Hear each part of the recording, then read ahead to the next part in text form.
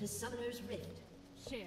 Hello everybody, MeNoHaxor here, bringing you guys a new Challenger support commentary on Morgana in this new 4.3 patch. And I know I put a Morgana video like last week, but I think it's different because now that the new patch is in, there's a lot of very new different things with supports now that you can itemize very differently early on. And the general consensus is that Spell Thief Edge is probably the best starting item right now. Relic Shield comes a close second, and Doran Shield is like really situational. I probably wouldn't get it anymore on anybody, and Ancient Coin is just crap early on, so don't ever get Ancient Coin. Spell Thief Edge gives you so much money, and this game I'm going to show you how much money you can make. It's actually really ridiculous. I'm also running gold runes, so I'll get into that later. But here, we invade, see a Jax, and it actually misses binding, which is really embarrassing on my part, but it's okay. Not too big of a deal because Jax is still, like, can't really run away from us since there's 4 of us. We kill him. I also land a binding on the Soraka, which is really awesome because she has to flash, and one headshot at auto attack is going to get that kill on Soraka. So in the end, we still ended up benefiting a lot, so that is good for us since now Meteos is pretty much going to be able to conquer the jungle, and I can also zone out Turtle with pretty much just my auto attack since he can't really do anything without a support in it by his side. Now, we're going to hit level 2 first, we continue to keep on shoving, and what's really good about that Tormented Toil is that you can actually proc your Spell Thief with just even like the slightest tick of like 6 damage from the soil, so that's really cool. So, you don't really need to max it, just use the soil just to get more charges. Now, I'm going to land the binding on him. Turtle tries to go all in, but he kind of doesn't really get the kill, and I have to back off because otherwise I'm going to die to Soraka. Otherwise, one more auto attack would have killed Illusion. Now, Soraka tries to go for Caitlyn, but I do land a binding on him, so she can't get into range for a silence and a Q, and we are able to kill him. Now, he's going to flash in, misses the Q, but I also miss my flash Q also, but one auto attack is going to be able to get that kill. And if I didn't flash Q there, I'm pretty sure Lucian would have lived, because I'm pretty sure Lucian probably could have walked to the right in time to dodge it if I didn't flash Q that binding. So by flash Qing, it forced Lucian to walk to the left, and because he walked to the left, Caitlyn was able to get off an auto attack. So that also gave Caitlyn the kill instead of me the kill, which is pretty nice. And I already upgraded to my Spell Thief Edge. Into the Frostfang, which is what you should be doing as early as possible because you need that Frostfang upgrade as soon as you can. It gives you 10 gold every time you do any kind of source of damage, which is ridiculous. Like, you can see that once I land a binding and just throw a black shield, like, they can't do anything to us, and because also my damage output is pretty good. So we're just going to continue to zone them out, and I guess Meteos gets a free kill on the Soraka. And now that we've actually established lane dominance, we want to just continue to pressure them. We want to freeze the lane here. Don't try to push the lane as long as they're not here, so that way more creeps die to the natural creep wave. And I'm just going to continue to keep on throwing soils as soon as I have a charge, just to keep getting more money, and mostly because I don't really run out of mana ever on Morgana. So you can just keep on throwing soils and just continue to pressure them. And since I'm running gold seals and gold quints, I'm actually making just a ridiculous amount of money constantly throughout the game. So as long as like we don't die, I can continue to keep on playing passively and just disengaging, and I'll still come out on top of the Soraka because I'll have more money than her. So it's really a pretty win-win situation for me. But unfortunately, Meteos kind of goes a little bit too far in and does die, but not too big of a deal because we do end up continuing to keep on pressuring the lane. And I'm really not afraid of Jax because Jax can't really help them out because Jax jungle has really bad ganks, especially when you have like a Soraka who can't really provide much CC, so that's kind of funny. But now at this point we can start to push the lane because we're not really getting much out of the lane besides just trading really well and just denying CS. So we might as well just get the turret and start roaming mid to keep on applying pressure throughout the map since Meteos is already really far ahead in the jungle. So we might as well continue to keep on applying pressure like that. So I'm just going to let Sneaky push the lane up, and this time we are going to be able to kill the turret, especially since my Frostfang does proc on the turret, so we are able to do a bit more damage to the turret than normal, which is quite nice. And we see that Jax is still in that red jungle, red buff jungle area, so I'm just going to keep on shoving the lane and just continue to play very aggressively. And Lucian is going to ult here, so I just have to back off since we don't know where Jax is anymore. Veigar's missing as well, so we might as well just go back and shop. And I'm back with 1,700 gold in 10 minutes in. That's incredibly good. And if I didn't have my gold runes, I probably would have been at like 1,200, 1,300 maybe. I don't really know. And the turret too, but still, having that much money 10 minutes in is ridiculous. Like, you're getting so much money with your spell defense, I'm not even joking. And I do catch the Jax with the binding, but Vel'Koz is kind of too far up, and Big Fat just kind of ends up dying to the Veigar, which is pretty unfortunate.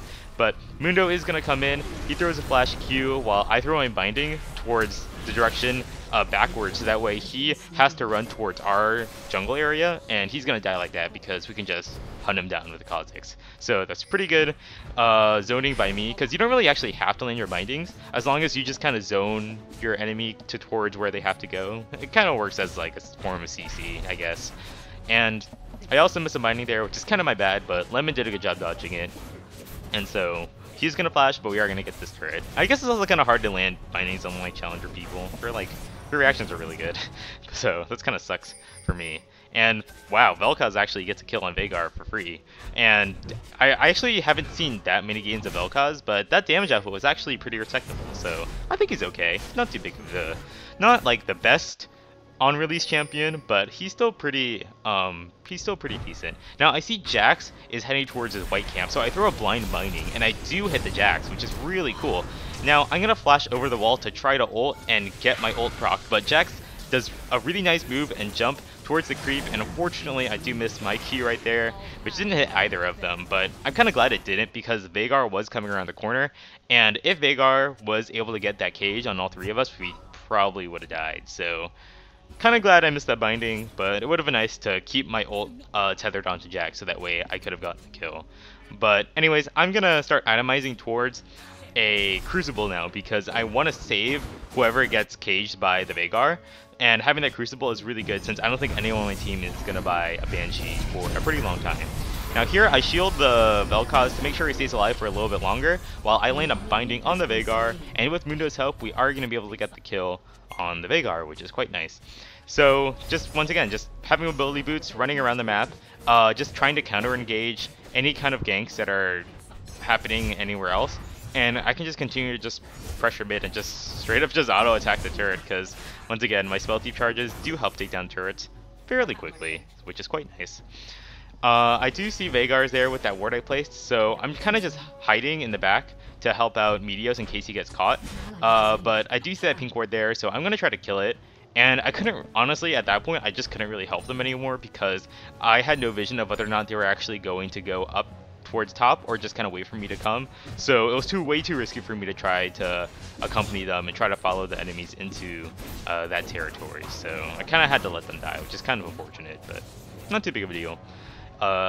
Anyways, yeah, like Veigar's cage is really scary, but if you cage or if you put your black shield and then run into the cage, you actually won't get stunned. And since it doesn't do any damage, you can kind of just run in and out freely with a Morgana shield, which is really useful, and which is why I believe I picked Morgana this game, because I just wanted to counter the Veigar pretty hard.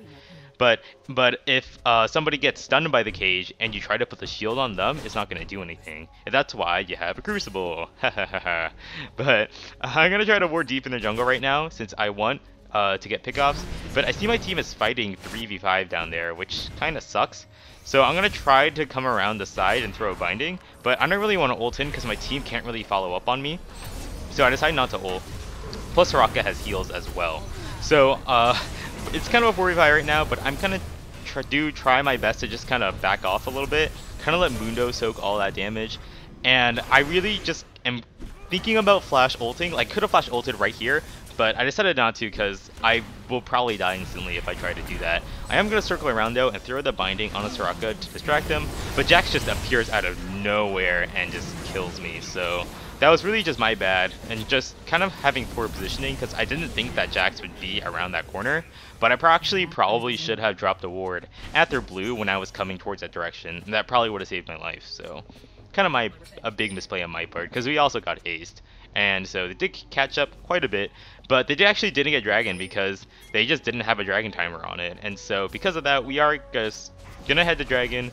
get it for free, which is pretty good because we can maintain a global gold lead advantage.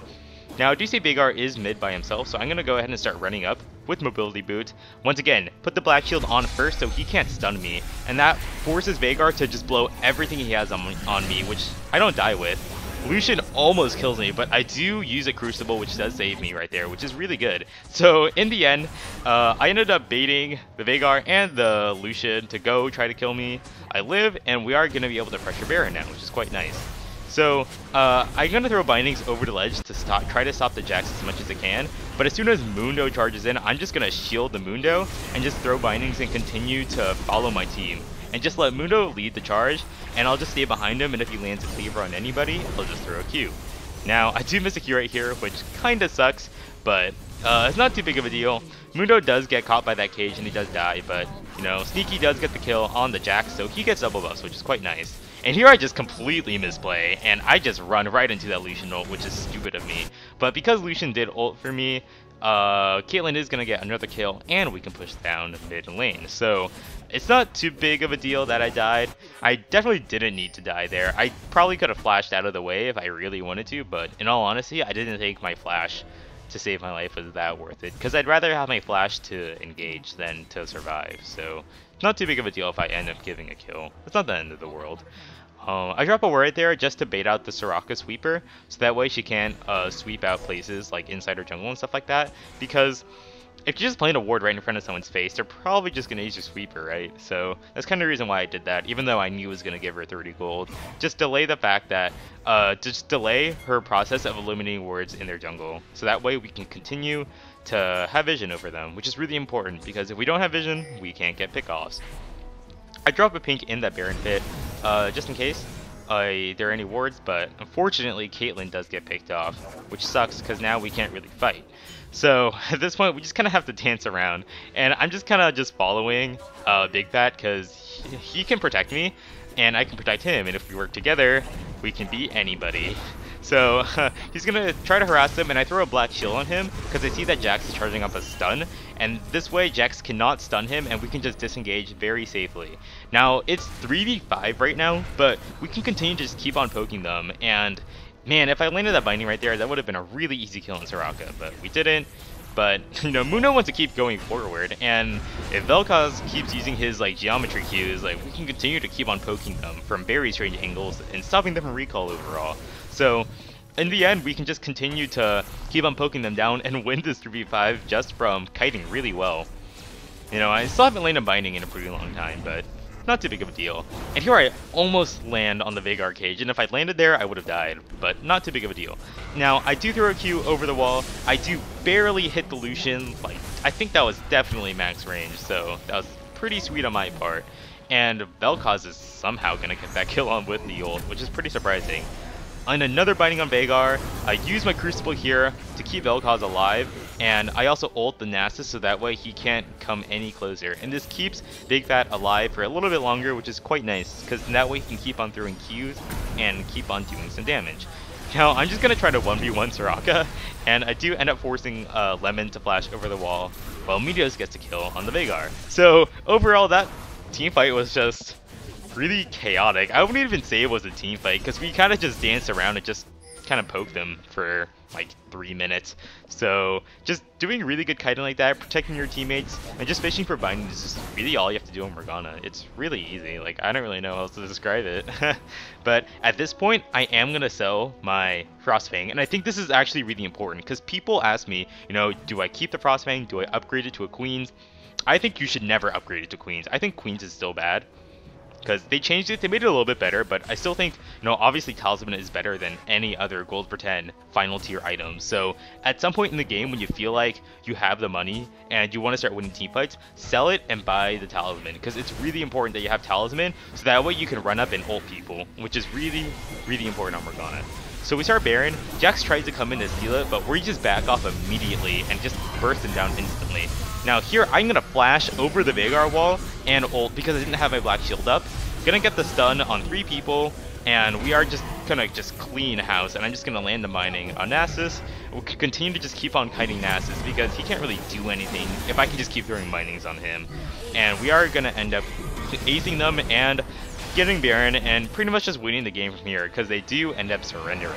So to recap that game, Spell Thief Edge, very strong early on. Get it as fast as you can and upgrade it so you can make as much money as possible. Because having the 10 gold per charge instead of 5 is very, very big. I wouldn't really recommend gold per 10 quints and seals. I just wanted to try it just to experiment.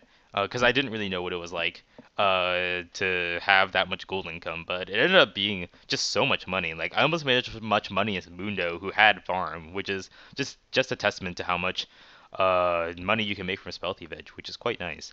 And once again, like once I have the advantage in lane, just continue to pressure them. Like I never gave Lucian a chance to farm ever, and I just continued to throw bindings, throw soils, and just take down the turret as fast as I can with Caitlyn. So that way we roamed mid, we took down that turret mid, and just continued to apply pressure to everywhere. And that's how we were able to win that lane, just from snowballing and just maintaining an advantage by getting objectives.